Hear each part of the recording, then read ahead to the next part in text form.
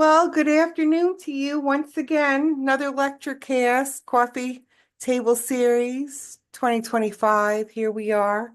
Last lecture cast, I didn't say thank you to Captioning Services, which I always like to thank Captioning Services because they do such a wonderful job with their expertise, everything that they do deliver to us in services where they bridge all of our worlds together so we can all communicate in the same time, in the same place. So thank you again. Today I have this wonderful little picture I put up for myself, Central Park ice skating. I find it very inspirational, but at the same time, I think about it in relationship to what I'm going to discuss today. I'm going to offer you a little short lecture, and then you do whatever you would like with it as it relates to the specifics of this class. So let me tell you a little story. So a long time ago in a land far, far away, where I'm from in New York City, we used to go ice skating. And I'm talking elementary school, middle school, a little bit of high school, that period of time. And it would cost 50 cents to go skating in Central Park, right here, this very picture. And that was the backdrop in which the ice skating was. Not much has changed. And we would take 50 cents, we'd bring some sandwiches, some cookies, make a day out of it. That's what city kids did on a low budget. And we would do all the things, all other kids do. They meet up with their friends, they talk about their friends, they whisper in each other's ear who likes me, who doesn't like me, who they have a crush, who they think is cute, all of that dynamic really sort of reminds me of my little discussion today about the psychoanalytic approach and theory to literature and character development. What is it that the human wants? The human wants to be received, right? The human wants to be liked. Person wants to have friends. They want to be thought of. They want to be part of things, right? So often the last 20, 30 years, especially with persons with intellectual disability, developmental disability, we hear the word often inclusion, right? We hear the phrase social emotional learning. What does all this mean, right? We've seen all of this before. We've heard all of this before. Reminds me a little of our friend William Shakespeare. Talks often in his works about love, getting love, being in love, maintaining love, you know, questioning the people in love. This is so many of his characters over and over again. What kind of love? Look at Hamlet, right? Look at Oedipus Rex issues, right? We see this today very often in pop culture. We see many pieces of literature, many different pieces of art, etc., that talks about the child's point of view from the psychoanalytic approach. Gee, we see it actively when we see a child that all of a sudden their whole family structure changes. There's now a step parent in the picture. They say, I didn't like it when the step parent entered the picture. Or you have a little nuclear family that goes into a situation where now they're living multi-generationally. A kid might say, gee, I really like my parents, my mother, my father, my mother only, my father only, whatever the living situation was. I really liked them until we had to come to this larger landscape and live with all these multi-generational people for whatever reason, right? We're talking about this idea of desirability, where is it I am in position with the rest of my family? We see it in different dynamic in psychology. We say about birth order. We say, the golden child, the problem child. We say things like the favorite child, right? We hear about these dynamics every single day, but if we look in culture and context, especially as it relates to literature, we've seen this for thousands of years. We've seen in biblical terms, you know, all kinds of issues between feuding brothers. We've seen all kinds of issues in other aspects of literature about family systems that continue to just fall apart right from the very beginning. We see this often in television, in different series, in different films, where the family structure is doing fine until there's a stress or a strain. Then we see that the character doesn't react consistently with how they acted before. Why? Psychoanalytic approach, psychoanalytic theory. The idea that we're only comprised of so many emotions. Sometimes we get hit with emotions that we're just not prepared for. Look at Romeo and Juliet, right? Two young people in love. We all know this story. Not a new story, but this whole idea of today, culture and context. Why is it that some families have this idea, right? There's nothing new. Have this idea that perhaps they're looking for their child or children to find other people that are similar to their family to have liaison with, to fall in love with. Shakespeare, very brave writer, very brave crafter, was showing us all these experiences about love, about lust, right? These are conversations historically that in many countries were not allowed in literature. You couldn't talk about lust. You couldn't talk about people longing for somebody else, maybe not to have an intense relationship, maybe a sexual experience not found in many traditional pieces of literature. It just wasn't allowed to be spoken about. It people and the human experience, the idea, here's another one, polyamory, right? You know what polyamory is. The idea that people are involved sometimes in a relationship with a variety of people, and everybody knows about it. Back in my day, which was really a long time ago, we would have called that, as an example, an open marriage. We would have said, I'm aware that my spouse, my partner has another person in their life, whether it's for sexual reasons or emotional reasons, for whatever social reasons, for whatever, and I've accepted it. That's really the framework for these kinds of relationships. Can you imagine 15th century, 16th century, 17th century, 18th century that people uh, knew of these relationships. They were living these relationships, right? The psychodynamic of interpersonal relationships, social and sexual, but they clearly for appearance reasons, political reasons, social reasons, and the influence of religion, religious reasons couldn't begin to show.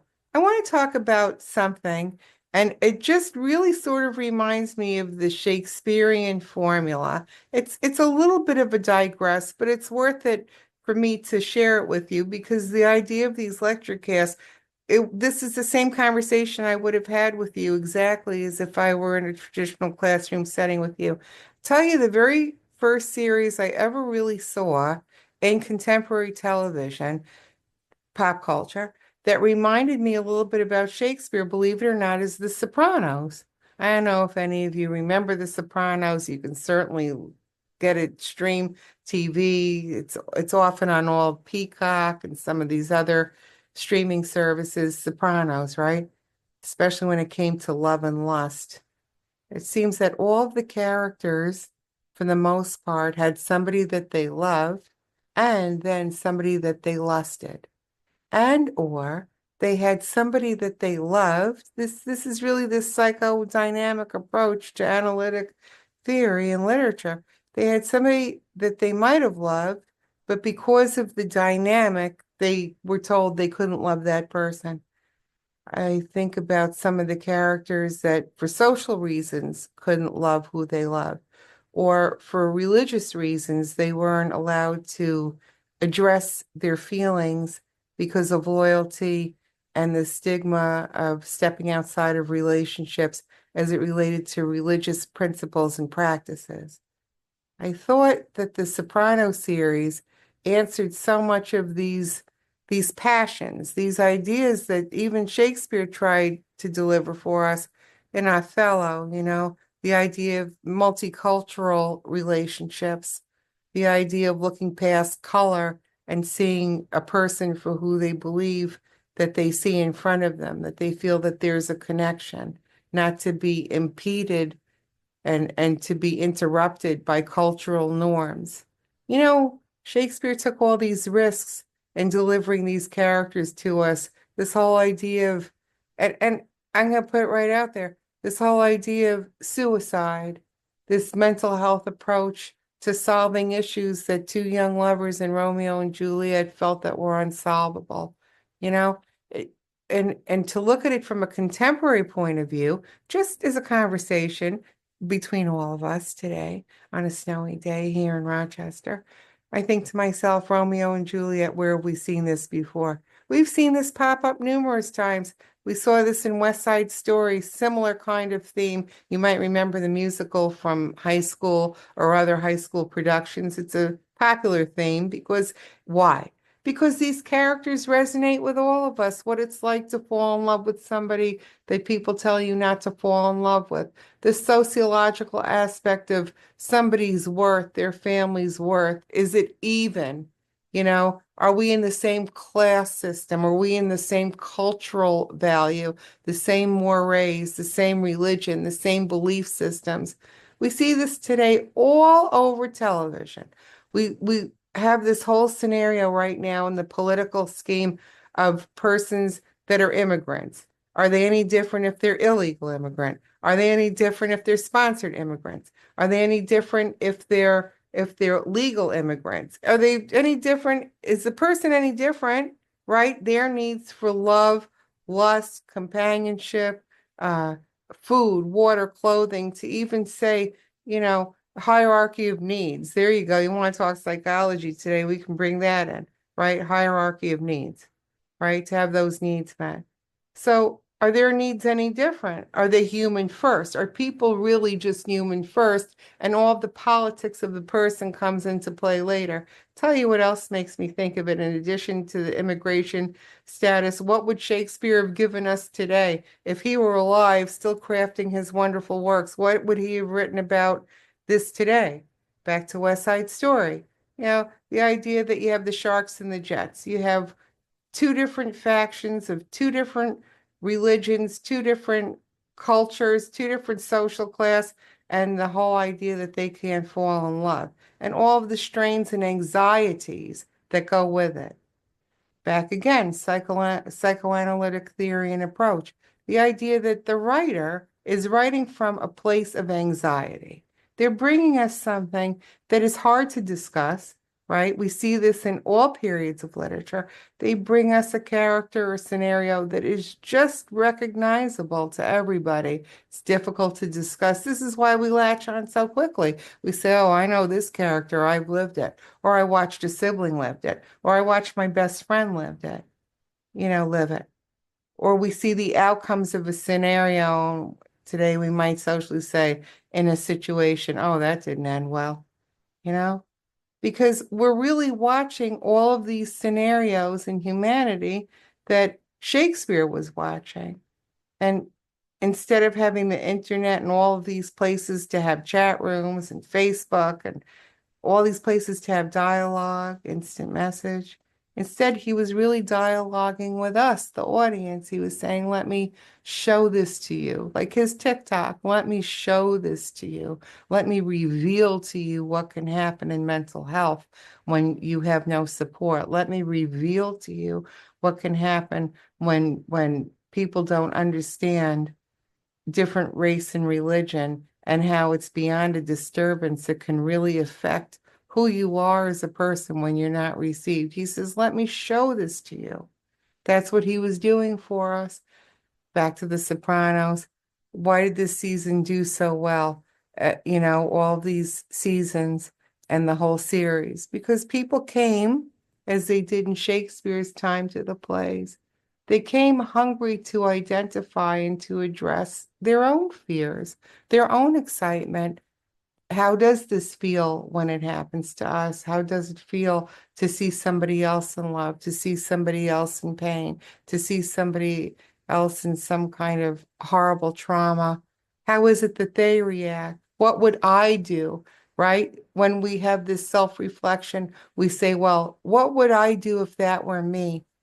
I didn't put this in the syllabus, but I was thinking about this today before I came to do the lecture cast for you, share with you my ideas. Remember, I'm not right, I'm not wrong. I'm just sharing with you some general ideas, how I feel fondly towards Shakespeare, what he was trying to do for us. Where would we be today if Shakespeare was among us? Actually, he is in so many ways through different writers. Here's this writer, her name's Susan Kaysen.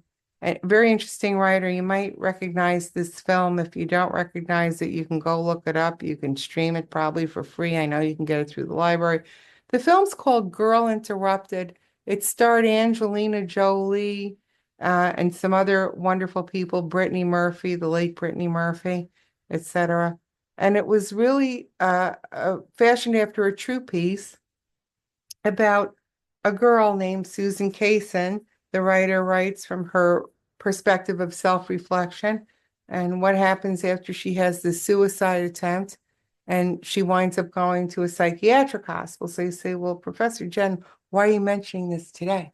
I'm mentioning it to you because all the characters in this film, Girl Interrupted, to me, and it's just to me, sort of are, fashioned in the Shakespearean mindset, the Shakespearean role. We have the muse. We have the person who is the muse. We have the person who's habitually suffering. We have the person who runs like a footman back and forth uh, to tell other characters in the hospital what's happening with other people. All of these initial dynamics, primary dynamics, then there are these secondary dynamics that drive the main theme. And really, it's just crafted, even though it's fashioned after a true story. I think to myself, with regard to Shakespeare, who knows if he really knew a Romeo and Juliet? Who knows if he really knew Merchant of Venice? Who knows if he really knew an Othello? Are the characters fictional, or did he really know people or see aspects of humanity in other people in his time and place where he said, oh, I've seen this person before. Let me pop one of these in. Again, working from that place of his own anxiety, working on paper, it's like the master puppeteer. You get to direct how the character will say it, how the character will tell it, what the props will be, where the location is. Again, working and fueled by our own anxieties. I'll close with this thought.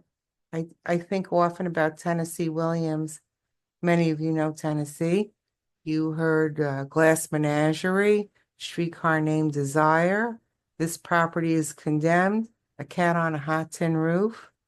Certainly very important plays. I'll talk more about them maybe some other time. I just want to leave with this final thought about this psychoanalytic approach. Yeah, we see this all the time. We see this all the time. Maybe we don't realize that all these characters that Tennessee brings us, he's always got this perspective of women. There are two kinds of women for Tennessee Williams in most of his works. There's the woman that he designs that's very childlike, speaks with a childlike voice, asks childlike questions, seems very innocent, seems easily manipulated, seems to be very dependent on either a man or a female, a male or a female in the plays within the characters that they interact with, that he crafted, by the way, right? And is it out of his anxiety, out of Tennessee's anxiety about how he feels about women, that either they have to be very dependent and very childlike, or his other type of character, psychoanalytic approach to understanding females' character design development, does he have to bring us a female character that is completely authoritarian, that will tell you when to drink, when to eat, when to shit, what to think, what to say, how to do it, where to do it, leaves nothing up to the imagination. He always delivers for us one of these two characters, either, again, very dependent, or the female type that is absolutely inflexible and will be belting out the rules and how it will go. You see, so I look at Tennessee Williams. Was he writing out of his own anxiety, his own unresolved issues, that perhaps he was giving us this observation how he saw women and their roles in the psychodynamics of family systems and or business systems, relationships, how it is that people seek other people out to have validation. I think often about these things. Sometimes I think to myself, wouldn't it have been magnificent to have Tennessee Williams, who I'm very fond of his works, Tennessee Williams, and Shakespeare sit down, have a cup of coffee, and craft for us something like the Soprano series? Would it be any different than anything we've seen before? Probably not. What would have been different? Location, the use of text, the use of cell phones, right? How would Hamlet appear if he was able to text people and go into self-help groups? Completely different character than Romeo and Juliet texting in the middle of the night, being able to communicate, not relying on footmen and people to leave messages and signs and windows and all of this other stuff that went on in communication from different centuries. How would the landscape have looked different for Tennessee Williams characters if they were able to have all of the modalities that we have today? I think about this often. But gee, wouldn't it be wonderful to have assembled these people together and have them craft up something that looked like 2025 for us, especially in the psychoanalytic approach. But here's my question as I leave you today. Would it really look any different? Have we changed as the human experience? I say we haven't, because there's nothing where we've evolved for any differently. It's not possible, right? People have spirit, they have a soul, they have these basic needs. Nothing has changed: food, clothing, water, to be cared for. This is like thousands of years of evolution. We still have these same very basic primal needs that we've had really from the beginning of mankind, right? Obviously. So I'll leave you with these thoughts. Again, always a pleasure to be here with you to share this time and space. I hope you're enjoying the selected readings I gave to you and assignments, some ideas. Always share your ideas as we move along. Nobody gets penalized for sharing their ideas. We're not right, we're not wrong. I'm not right, I'm not wrong. Neither are you. You have the ability to think things out, and that's what I'm hoping you do for this course, to share your thoughts and really think about subjects as they relate, not only for historical relevance, but how they relate to where we are today in humanity. I appreciate your time, and you have a great day.